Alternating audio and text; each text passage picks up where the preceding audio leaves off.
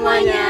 Halo, perkenalkan kami dari kelompok 2 mata kuliah Pengantar Hukum Bisnis. Perkenalkan nama saya Bukhari Muslim. Perkenalkan saya Caca Nabela. Saya Cici Rasmini. Saya Dinda Sriwindi. Saya Della Ramadhani. Saya Adel Butiarni. Saya Ayu Rayulia. Kami di sini akan membahas tentang materi objek transaksi dalam bisnis. Selamat menyaksikan. Apa sih itu objek transaksi bisnis? Jadi secara sederhananya, objek transaksi bisnis itu adalah kejadian atau aktivitas yang melibatkan pertukaran nilai antara dua pihak atau lebih, dan kejadian ini dicatat dalam pembukuan perusahaan. Pertukaran ini bisa berupa barang, jasa, uang, atau janji untuk melakukan sesuatu di masa depan. Lalu, kenapa sih transaksi bisnis itu penting? Karena pertama, digunakan sebagai dasar pencatatan keuangan, seperti semua laporan keuangan perusahaan, laba rugi, neraca, atau arus kas itu disusun berdasarkan transaksi-transaksi yang terjadi. Jadi, kalau transaksinya nggak dicatat dengan benar, laporan keuangannya juga pasti salah. Lalu yang kedua, pengambilan keputusan. Informasi dari transaksi bisnis membantu manajemen perusahaan untuk mengambil keputusan yang tepat. Misalnya, melihat data penjualan untuk menentukan strategi pemasaran selanjutnya. Lalu yang ketiga, kinerja bisnis.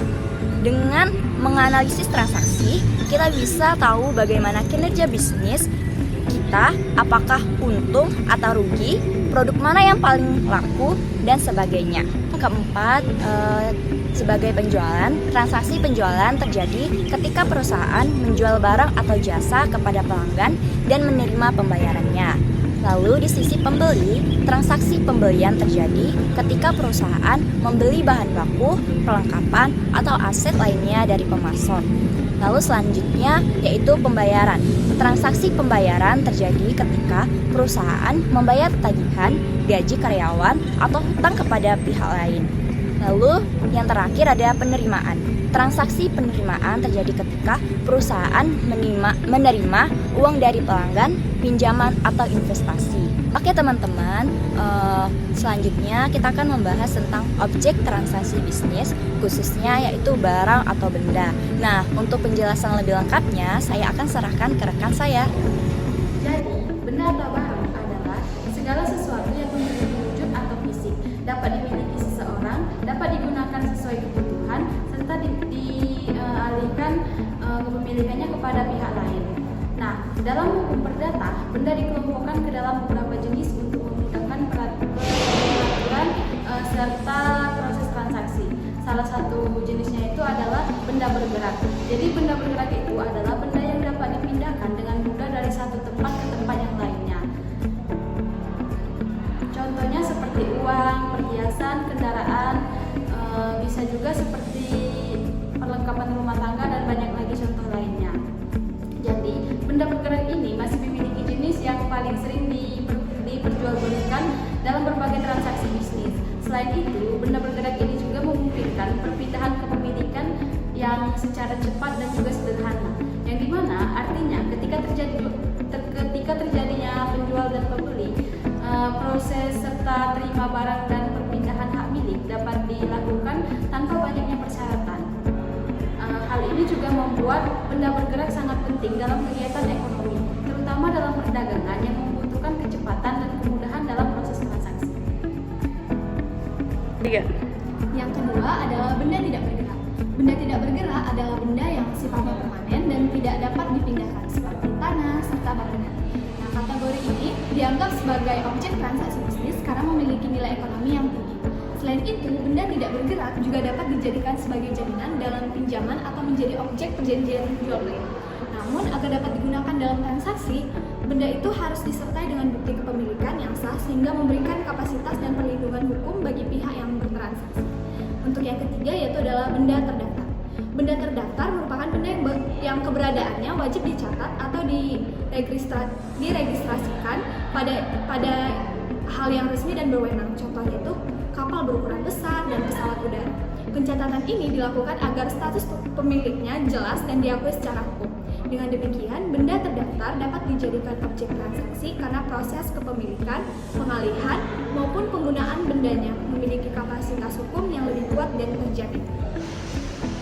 Oke, materi selanjutnya itu adalah hak atas kekayaan intelektual. Hak atas kekayaan intelektual merupakan hak yang diberikan suatu negara kepada seseorang atas hasil ciptaan atau penemu yang di bidang ilmu pengetahuan, seni, dan juga teknologi. Hak atas kekayaan intelektual memberikan perlindungan, pengakuan, dan juga kendali kepada si penemu untuk menggunakan serta mendapatkan manfaat ekonomi dari karyanya tersebut. Berikut merupakan jenis-jenis hak atas kekayaan intelektual yang menjadi objek transaksi bisnis. Antara lain, yang pertama ada hak cipta. Hak cipta ini misalnya seperti buku, musik, dan juga film. Yang kedua ada hak merek. Hak merek ini seperti nama dan juga logo suatu produk. Yang ketiga itu adalah hak paten. Hak paten ini seperti penemu teknologi terbaru.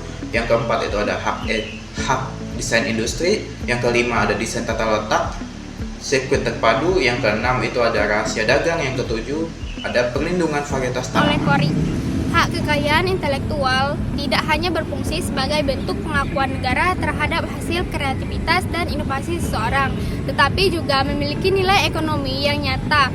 HKI dapat dialihkan, diperjualbelikan, diwariskan, dijaminkan, maupun dilisensikan kepada pihak lain. Artinya, HKI dapat diperlakukan layaknya aset bisnis yang memiliki nilai tukar serta dapat menghasilkan pendapatan bagi pemegang haknya. Dalam praktik bisnis, HKI menjadi objek hukum yang penting karena merupakan hasil dari kemampuan intelektual manusia yang memberikan manfaat ekonomi meskipun tidak terwujud. Nilai ini memicu ketika karya atau penemuan tersebut digunakan, diproduksikan secara massal atau dimanfaatkan oleh pihak lain melalui perjanjian lisensi. Dengan demikian, HKI menciptakan perlindungan hukum atas kepemilikan ide dan inovasi, sehingga pemiliknya memperoleh kepastian hukum untuk mengembangkan bisnis, menarik inovasi, dan memperluas pasar.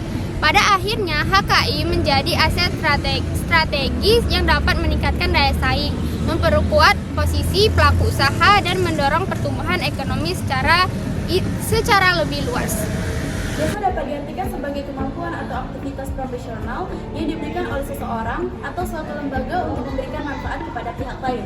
Layanan ini bisa berguna seperti transportasi, pendidikan, konsultasi, kesehatan, perbankan, hingga layanan digital yang saat ini semakin berkembang. Intinya, jasa menyediakan nilai guna yang membantu mempermudah, mempercepat, dan meningkatkan kualitas aktivitas seseorang. Jasa memiliki berbagai ciri utama. Yang pertama adalah tidak berwujud. Berbeda dari barang fisik, jasa tidak bisa disentuh atau disimpan di gudang, sehingga penghargaan terhadap jasa lebih banyak muncul dari pengalaman yang dirasakan konsumen. Ciri kedua yaitu jasa tidak dapat disimpan, sehingga hanya bisa dinikmati ketika proses pelayanan berlangsung.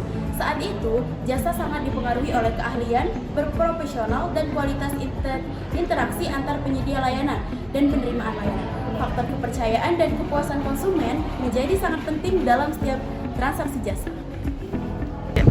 Dalam dunia bisnis, jasa dapat diperlakukan sebagai objek transaksi meskipun tidak berbentuk fisik. Jasa dinilai berharga karena mampu memberikan manfaat ekonomi nyata bagi penerimanya.